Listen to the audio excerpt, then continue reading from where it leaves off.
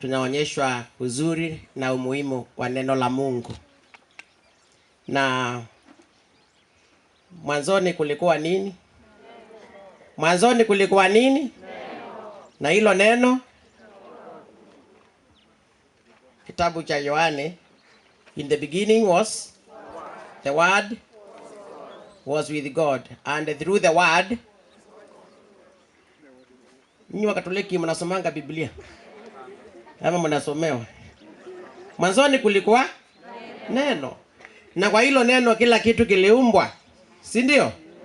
Kila kitu kiliumbwa kwa neno la Mungu, na kwa neno la Mungu mambo hutendeka. Viwete walitembea ama wanatembea? Wanatembea. Walitembea ama wanatembea? Siku hizi kuna viwete na neno la Mungu lipo na watembei. Viziwi walisikia ama watasikia? Ama wanasikia?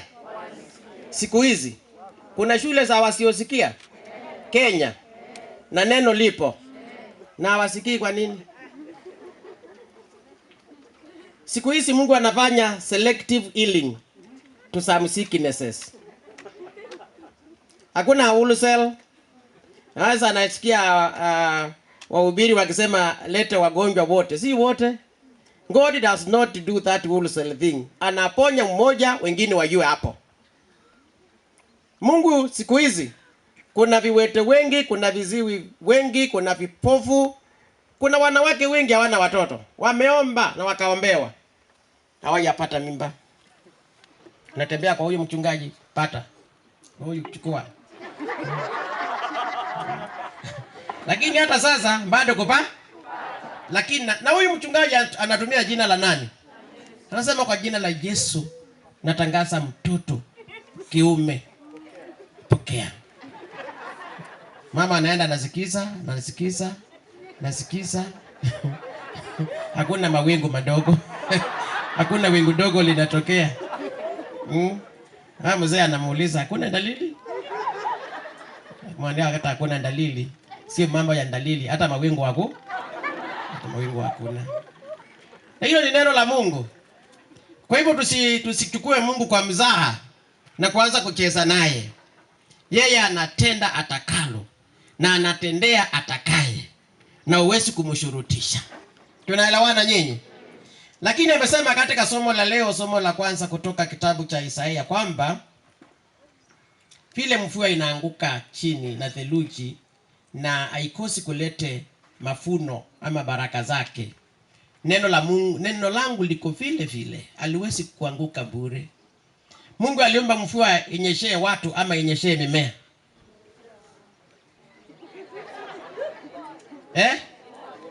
Kila kitu. Mvua haipaswi kutunyeshea directly. Ndio nyumba zetu siko na paa, tunabeba umbrella. Saa hii ukisikia ngurumo ya mvua saa hii, wale watu wako kule watasema asante Yesu kwa kuwa wewe, si watakimbia wewe, sukuma, wanakusuma kwa hema, wewe ingia wewe sikusu. Lakini miti haiongopi mvua, si ndio? Kukianza kunyesha saa hii, miti haiongopi mvua, nyasi haiongopi mvua. Ni kama miti na nyasi wanaimba utukufu wakati wa mvua. Huo ndio utukufu wao. Kama ni vyura, wanyama na wadudu ambao wanahitaji mvua wanashangilia kukinyesha. Sisi wanadamu mvua inanyeshea ardhi ndio tuweze kupata chakula. Kwa hivyo hata sisi tunafurahi, lakini not direct it by the rain. Nilikuwa mtoto mdogo, niliambiwa cheza kwa mvua huo mrefu. Nilicheza na size ndio hizi mnaiona. Nilikuwa natoka nje nashewa nacheza pale, ati wewe utakuwa wapi? Mungu akiamua utakuwa mbilikimo, hata unyeshewe na ile nino. Size ni ile. Mvua iongezi urefu wetu. Hayo yalikuwa maono ya kimila, ati nendeni mcheze huko nje mwa warefu nini. Hakuna kitu kama hiyo. Kwa sababu wanadamu mvua inatunyeshia kwa njia zingine. Na vile mvua inaleta baraka na inaleta chakula, inaleta maji, viumbe wanachangilia. Kuna kwaya imeimba uzuri wa mvua, sio ni kwaya ya wapi. Kuna kwaya imeimba wimbo uzuri wa mvua. Mvua ikija inaleta neema, baraka nyingi, sio kwa wanadamu peke yao, hata viumbe na viura wanashangilia. Viura siku hizi ni ngumu kupata viura, sio wameificha wapi. Wacha kunyesha utaona. Wanatokea hata karibu na nyumba yako hapo, karibu bedroom. Sema viura imetoka wapi? Kwa sababu wanaamshwa na mvua. Basi neno la Mungu, that analogy comparing rain and the word of God. The word of God is more effective than the rain, because even people in the desert places where there is no rain, they still need the word of God. And the word of God is very fruitful and efficacious. The word of God is very nourishing. The word of God is more than a balanced diet. And a balanced diet ni nini? Nyinyi mnakula balanced diet. Kuna watu wamekula asubuhi sausage, bacon, tea, liver. Hiyo ni balanced. Umekosa nini? Fruit, eh? Hatuishi kwa sababu ya balanced. Kama ni balanced diet, kuna watu wangalala hospitali. They are very keen on what they eat and how much. But they still end up in the ICU. Kuna mtu anapepeta maembe, sweet potatoes, cassava, anakula miwa, haja waiona daktari. Na when you are very careful, ondoa mafuta kwa chakula. Mafuta ni mingi. Mafuta hiyo ni mingi. Kuna mtu anaimeza hiyo mafuta na haja lala hospitali. Haja ilala hospitali. Hata hiyo mafuta ndiyo anakula, inawekwa mboga nyingi. Kwa hivyo saa nyingine mimi naonanga tunaishi kwa neema ya Mungu. Because not how careful we are, but I think sometimes nature favors you, nature does not favor you. And if you go on the wrong side, you find yourself at the wrong place. Kwa hivyo neno la Mungu, sisi sote tunahitaji neno la Mungu. Tukiwa hapa duniani, neno la Mungu ni more than oxygen. If God withdrew oxygen for 30 minutes, not 30 minutes, that's too much. If God withdrew oxygen for 4 minutes, that's the doctor's advice. 4 minutes without air, you turn blue.